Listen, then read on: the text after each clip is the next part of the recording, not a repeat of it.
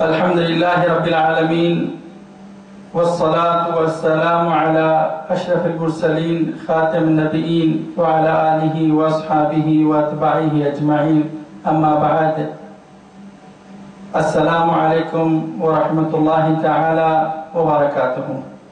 آپ نے گزشتہ نشست میں اسماء اللہ الحسنى میں اسم اللہ کے متعلق سماعت فرمایا۔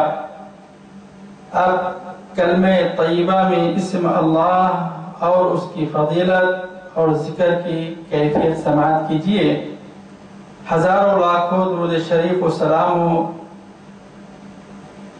سیدنا محمد مصطفیٰ صلی اللہ علیہ وسلم پر، آپ کے آل و اولاد اور پیارے پیارے صحابہ پر اور تمام تابعین و تبع تابعین پر۔ اللہ سبحانہ و تعالی ہم تمام کے نیک اعمال کو قبول فرمائے اور ہمیں اجر عظیم سے نوازے۔ حقیقت تو یہ ہے کہ کوئی بھی اللہ سبحانہ و تعالی کی تعریف کرنے سے قاصر ہے اور نہ ہی کوئی کر سکتا ہے، لیکن جتنی بھی انسان کی طاقت ہے وسعت ہے اتنی تو اسے کرنی چاہیے۔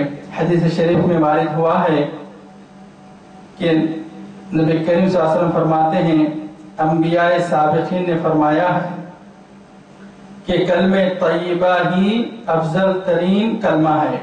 سرور کونین صلی اللہ علیہ وسلم فرماتے ہیں، من کان آخر کلامہ لا الہ الا اللہ دخل الجنہ۔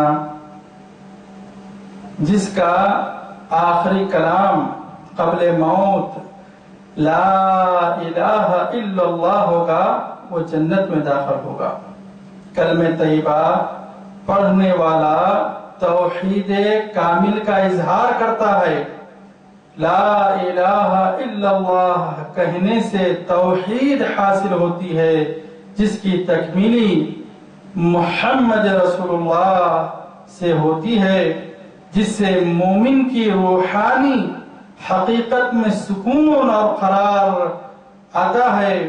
کلمہ طیبہ دراصل عالم علوی و سفلی کی حقیقت ہے۔ اس کی نسبت سے عرش کی تحریریں سفید اور سبز ہے۔ بعض لوگ سفلی بولے تو ہمیشہ لوگوں کے پاس یہ چلے ہوا سفلی علم کر رہے ہیں، فلان کر رہے ہیں، کالا سفید نہیں، بلکہ سفلی کہتے ہیں نیچے والے چیز کو۔ اب یہ سفلی علم کا مطلب یہ ہے لوگوں نے بنا کر شیطانوں کو پوچھ کر اس سے جو سیکھ لیا اسی کو سفلی کہہ کر سفلی کہتے ہیں۔ لیکن آپ کے سامنے ایک چھوٹی سی مثال دیتے ہوئے آگے بڑھتا ہوں۔ عربی زبان میں اگرچہ آپ کا 2 منزلہ گھر ہے تو پہلی منزل کو کیا کہیں گے؟ منزل سفلی، اور جو اس کے اوپر والی ہے اس کو کہیں گے علوی۔ علوی یعنی اوپر کا، سفلی یعنی نیچے کا۔ اب سفلی سے یہاں پر جو مراد لیا گیا ہے یعنی جو آسمانوں کی جتنی حکمتیں اور قدرتیں اللہ سبحانہ و تعالیٰ کی ہے اور جتنی چیزیں وہاں پر وجود میں ہیں اور جو زمین پر ہے اور جو زمین کے نیچے ہے، یہ تمام کی تمام چیزیں کی حقیقت کس کے اوپر ٹھہری ہوئی ہے؟ لا الہ الا اللہ پر ٹھہری ہوئی ہے۔ اور اس کی نسبت سے، کس کی نسبت سے؟ لا الہ الا اللہ کی نسبت سے عرش کی تحریر سفید اور سبز نورانی ہے۔ کلمہ طیبہ کے دونوں حصے اسی نور سے تحریر ہے۔ کلمہ طیبہ پڑھنے والے کے منہ سے ایک نور نکلتا ہے اور سیدھا عرش تک جا کر قیامت تک تسبیح کرتا ہے۔ اگرچہ فرشتے تمام اعمال کو اللہ سبحانہ عز و جل کے حضور اقدس میں لے جاتے ہیں، مگر لا الہ الا اللہ وہ ذکر ہے جو خود بذات ہی، خود بخود اپنی ذات سے بارگاہ الہی میں پہنچ جاتا ہے۔ تمام اعمال کو روز محشر، تمام اعمال کی روز محشر دریافت کی جائے گی، اس کی دریافت کی جائے گی دوران حال، اب یہاں پر اعمال کی جانچ پڑتال ہو رہی ہے، اسی دوران حال لمحے میں ذاکر لا الہ الا اللہ کے ذاکر کو یہ کلمہ طیبہ اس مقام نور تک پہنچا دیتا ہے جہاں اس ذاکر پر انوار کی بارش ہوگی۔ سبحان اللہ۔ میرے عزیز مومن بھائیوں بہنوں مائیوں، کلمہ طیبہ کے انوار کی اور اس کی تجلیات کی بارش، اور اپنے آپ کو تر و تازہ رکھو، اس کی بارشوں سے اپنے آپ کو تر و تازہ رکھو۔ یوں سمجھ لو کہ آخرت کا انجام بقا ہے، آخرت کا انجام کیا ہے؟ ہمیشگی والا ہے، اور دنیا کا انجام فنا ہے۔ ہماری یہ دنیاوی اوصاف دنیا کی نسبت سے فانی ہے۔ کوئی بھی بولو، فلانے بلڈنگ والے، فلانے گھر والے، فلانے باہر تو فلانے یہ جتنے بھی اوصاف ہے دنیا میں فانی ہو کر رہ جائیں گے، ختم ہو جائیں گے، لیکن نیک اعمال و اوصاف جو ہے وہ ہمیشگی والے مقام پر اللہ سبحانہ و تعالیٰ کے حضور میں ہمیشہ رہنے والے جو اعمال ہے وہ کیا ہے؟ ذکر الہی ہے۔ تو کلمہ طیبہ کے ساتھ اس کو جب تم پکاریں گے تو ہم باقی کے ساتھ فانی ہیں۔ غور سے سماعت فرمائیے، جب ہم کلمہ طیبہ کے ساتھ اس کو پکاریں گے تو وہ باقی ہے، اور ہم اس کے ساتھ میں کیا ہے؟ فانی ہے، کیونکہ جب ہم اپنے آپ کو قائم رکھ رہے ہیں تو فانی ہے۔ اب ہم قائم ہیں، زندہ ہے، لوگ روزہ رہ رہے ہیں، آپ کوئی روزہ نہیں رہ کے جو تو کھاتے پیتے پھر رہا ہے، اپنے آپ کو کیا کرا؟ قائم رکھے ہوا ہے، وہ سمجھ رہا کہ وہ قائم ہوں۔ کوئی نماز کو جا رہے ہیں، یہ کوئی اور جگہ پہ جا رہا ہے اور وہ سمجھ رہا کہ قائم ہے، نہیں بلکہ وہ فانی ہے۔ تو یہ جو سمجھ ہے کہ کلمہ طیبہ کے ساتھ جب اللہ سبحانہ وتعالیٰ کو پکاریں گے تو ہم اس کے ساتھ فانی ہیں، کیونکہ جب ہم اپنے ساتھ قائم ہیں تو فانی ہیں، اور جب ہم اس کے ساتھ قائم ہیں تو باقی ہے۔ ہم اپنے ساتھ اگرچہ قائم ہیں تو کیا ہے؟ فانی ہے، اور جب ہم اس کے ساتھ میں فانی ہو رہے ہیں، یعنی فانی کا مطلب کیا ہے؟ آدمی کبھی بھی فانی نہیں ہوتا، اشیاء فانی نہیں ہوتے ہیں، جائزات سے آدمی ہاتھ دھوتا ہے، کسی چیز سے ہاتھ دھوتا ہے، لیکن وہ اپنے آپ سے ہاتھ نہیں دھو سکتا، نہ اچھائی سے نہ برائی سے۔ اللہ کے پاس اگرچہ اچھے نیک عمل کیا ہے تو جنت نعیم ہے، برائی کیا ہے تو پھر دوزخ ہے، تو یعنی اس کی بقا تو اس طرح سے ہے۔ تو فانی کا مطلب اس طرح کا فنا ہے۔ تو اب بندہ اپنی خواہشات کو فنا کر دیا، اللہ کے لیے بڑی چیز کو چھوڑ دیا، لیکن جب اللہ اکبر بولے مؤذن صاحب تو بولا، وہ بھی بولا اللہ اکبر، یہ نہیں بولا کام اکبر۔ اور جو بندہ اللہ اکبر مؤذن کہہ رہا ہے اور کوئی بندہ کہہ رہا ہے کہ نہیں یہ کام اکبر ہے، منہ سے بولنا ضروری نہیں ہے، ارے کام ختم کر کے پڑھ لیں گے نماز، اللہ نے وہ کام کو بڑا کر دیتا۔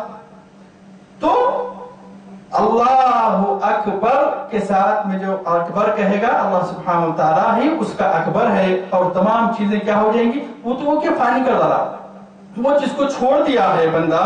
تو جب ہم اپنے ساتھ قائم ہے تو فانی ہے، اور جب اس کے ساتھ قائم ہے تو باقی ہے، ہاں ہمیشہ کے لیے باقی ہے۔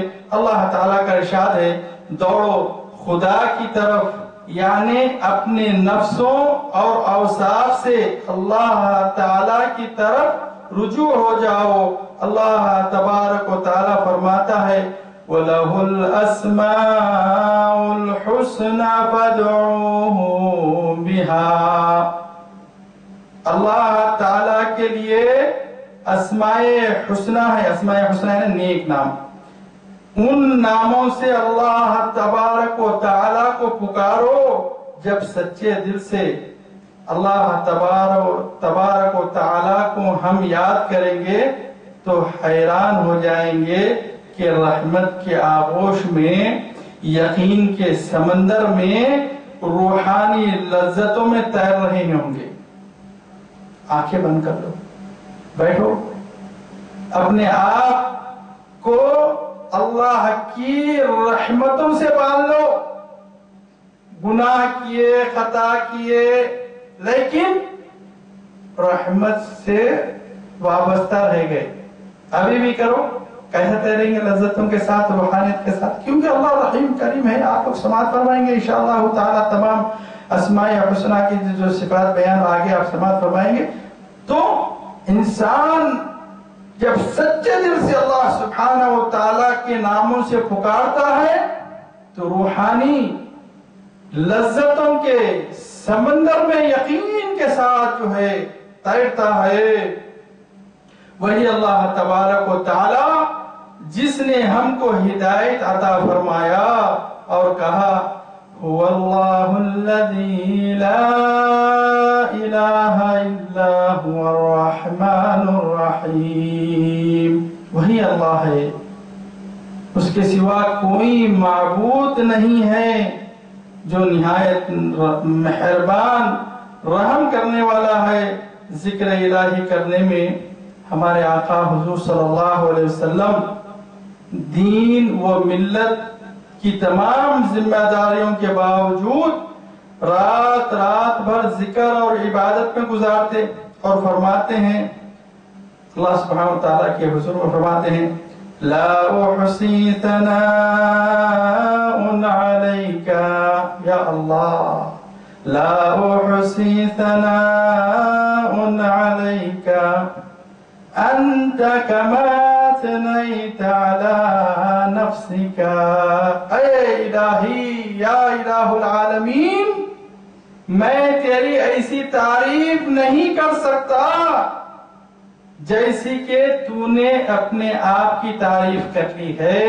اللہ سبحانہ و تعالی ہے، فرماتا ہے 5ویں پارے میں وَقُلِ اللَّهِ كَتَبَ عَلَى نَفْسِهِ الرَّحْمَةِ، اے حبیب صلی اللہ علیہ وسلم کہہ دیجئے آپ کی امت سے کہ میں وہ ذات ہوں جو اپنے آپ سے رحمت لکھ لیا ہوں، رحمت والا لکھ لیا ہوں۔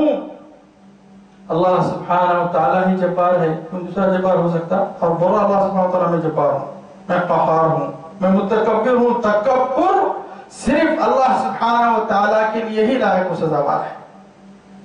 بعض عارفین فرماتے ہیں اسماء اللہ الحسنہ کے ذاکر کو اسماء کے ذکر سے ایک یا زیادہ اسم اللہ مخصوص ہو جاتے ہیں جب وہ اس اسم سے دعا کرتا ہے۔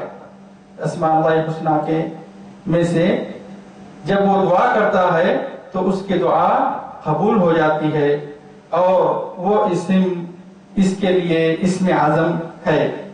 جیسے حضرت ایوب علیہ السلام کے حق میں ارحم الراحمین، اور حضرت سلیمان علیہ السلام کے حق میں اسم وہاب، اب انشاءاللہ تعالی اسم وہاب اس کا مفصل ذکر سماعت فرمائیں گے۔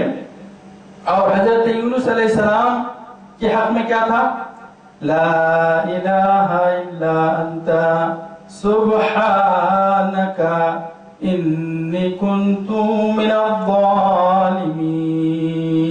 اور حضرت سلیمان علیہ السلام کے وزیروں میں سے آصف بن برخیہ کہ اس نے جب سلیمان علیہ السلام نے کہا کہ تخت بلقیس کو کون لاتا، تو ایک نے کہا کہ میں آپ کے جگہ سے اٹھنے سے پہلے لاؤں گا، دوسرے نے کہا میں آپ اپنا پلک جھپکنے سے پہلے لاؤں گا، میرے پاس علم من کتاب، اللہ کی کتاب کا علم ہے، یعنی اس وقت زبور اتر چکی تھی حضرت داؤد علیہ السلام پہ، تو اس میں سے جو اسم اللہ تھا اس کا وہ ذاکر تھا۔ تو سلیمان علیہ السلام نے اس چیز کو قبول کیا کیونکہ یہ اللہ کے نام سے لانے والا ہے، اسی لیے وہ پلک جھپکنے میں یمن سے تخت بلقیس کو بیت المقدس میں پہنچا دیا۔ تفاسیر میں آیا ہے کہ یہ جو وزیر تھا جس کا نام آصف بن برخیہ ہے، اس نے یا حی یا قیوم کہا اور وہ تخت کو وہاں سے وہاں پر پہنچا دیا۔ تخت یعنی پورا محل، اس کا جتنا بڑا محل تھا وہ پورے محل کو آنے واحد میں اللہ نے اس کو اپنے اسم کی طاقت ایسی دی، اٹھا کے وہاں پر لے کر چلا گیا زمین سمیت۔ ہاں، یا اس نے یا حی یا قیوم کہا، یا اس نے یا ذا الجلال والاکرام کہا اور تخت کو یمن سے بیت المقدس میں پہنچا دیا۔ اسی طرح دعا کرنے والے عابد حسب حال کو حال اور قال میں معلوم کر لیتے ہیں۔ جب بھی بندہ اپنے رب کو سچے دل سے یاد کرے اور ذکر میں لگ جاتا ہے تو اللہ سبحانہ و تعالی اس کے اندر سما جاتا ہے۔ سلیمان علیہ السلام جیسی خوشی ہو یا ایوب علیہ السلام جیسی بیماری ہو یا یونس علیہ السلام جیسی مصیبت کے نکلنے کا کوئی راستہ ہی نظر نہ آئے، مگر رب وحدہ کی قدرت پر یقین کہ مصیبت بڑی نہیں بلکہ رب بڑا ہے اور کارساز ہے، ہر جگہ کا سلطان رب العالمین، عزت بھی دے تو کبھی ختم نہ ہو، ذلت بھی دے تو اس کے علاوہ کوئی نجات دینے والا نہیں۔ لا الہ الا اللہ، لا الہ الا اللہ، لا الہ الا اللہ، سیدنا محمد رسول اللہ۔ عظمت لا الہ الا اللہ کی انتہا نہیں، ساری کائنات لا الہ الا اللہ پر قائم ہے۔ ساری دنیا میں ایک شخص بھی اگرچہ لا الہ الا اللہ کا کہنے والا موجود ہو تو دنیا کا زوال نہیں ہو سکتا۔ ساری کائناتوں کو ایک پلڑے میں اور لا الہ الا اللہ کو ایک پلڑے میں رکھ دیا جائے تو کبھی بھی یہ پلڑا جھک نہیں سکتا۔ جس شخص نے پوری طہارت کے ساتھ روزانہ 1000 مرتبہ کلمہ طیبہ پڑھا تو اللہ سبحانہ و تعالی اس کے لیے اسباب پیدا کر کے روزی بالکل آسان کر دیتا ہے۔ رات میں اسی طرح سے پڑھ کر سونے والے کی روح عرش کے نیچے سکون سے رہتی ہے۔ بعد نماز فجر سے سورج نکلنے تک پڑھنے والے کا نفس سے شیطانی کمزور ہو جاتا ہے اور ایمانی بن جاتا ہے۔ کسی شہر میں جانے سے پہلے پڑھنے سے وہاں کے فتنے و فساد سے محفوظ رہتا ہے۔ جو کسی ظالم کے پاس جائے تو وہ ظالم ہلاک اور برباد ہو جائے۔ لوگوں ظلم سے ڈرو نہیں، گھبراؤ نہیں، لا الہ الا اللہ، اللہ آپ کے ساتھ ہے، ہمارے ساتھ ہے۔ کلمہ طیبہ کو پڑھ کر جاؤ، دیکھو وہ ظالم کس طرح سے برباد ہو جاتے ہیں۔ ظلم کرنے والوں ڈرو اللہ سبحانہ و تعالی سے کہ تم سے بڑا کئی ہستیوں کو مٹا دینے والا رب العالمین ہے۔ تم بھی وہی ہو جس کو ایک کنکر سے بھی مارنے سے سر پھٹ کر ہلاک ہو جاتا ہے۔ روزی حلال کھایا کرو، لوگوں کی سے زبردستی ان کے رزق کو چھین کر مت کھایا کرو، اور اللہ سبحانہ و تعالی سے مغفرت کی اور دعا کی قبولیت کی امید جبھی رکھو جب جیسا کہ اللہ سبحانہ و تعالی فرماتا ہے ارحموا علی اہل الارض یرحمکم اہل السماء، تم زمین والوں پر رحم کرو، آسمان والا تم پر رحم کرے گا۔ یا ایھا الذین آمنوا اتقوا اللہ وکونوا مع الصادقین، اے ایمان والو تقوی اختیار کرو اور سچے لوگوں کے ساتھ رہو۔ صادقین سے مراد لا الہ الا اللہ کے کہنے کی اہلیت جو رکھتا ہے اس کو کہتے ہیں صادقین۔ لا الہ الا اللہ مغفرت ہے، فاعلم انہ لا الہ الا اللہ، वस्तगफिर लिज़म्बिक, जान लो कि वही रब सारे कायनातों का रब है, कोई नहीं है माबूद सिवाय अल्लाह तबारक व तआला के। तौबा करो अपने गुनाहों की। ना ही इस मुख्तसर से वक्त में और ना ही इस खाक सार में ताब व बर्दाश्त है कि इस मौजू पर इख्तिताम करें। कलमे तय्यबा के तमाम फवायद बहुत और कसीर है। जब किसी को कोई हाजत हो तो खाली जगह में 70,000 मरतबा ला इलाहा इल्लल्लाह का जिक्र बशर्त तहारत व इखलास व यकीन के साथ में करो तो इंशाअल्लाह ताला उस जगह से उठने से पहले ही उसकी जरूरत और हाजत पूरी हो जाएगी। या अल्लाह या अरहमुर राहिमीन, इरहमना या रब्बल आलमीन व अगनीना अन गैरिका या इलाहना या इलाह कुल्लि शै। अल्लाहुम्मा रब्बना ज़लमना अनफुसना व इल्लम तग़फिर लना व तरहमना लनकुनन्ना मिनल खासिरीन। या रब्बल आलमीन, हमारे खताओं को दरगुजर फरमा, हमारे गुनाहों को माफ फरमा, हमारी नमाजों को, रोज़ों को, इबादतों को और अज़कारों को कबूल फरमा और हमें एक और नेक बना।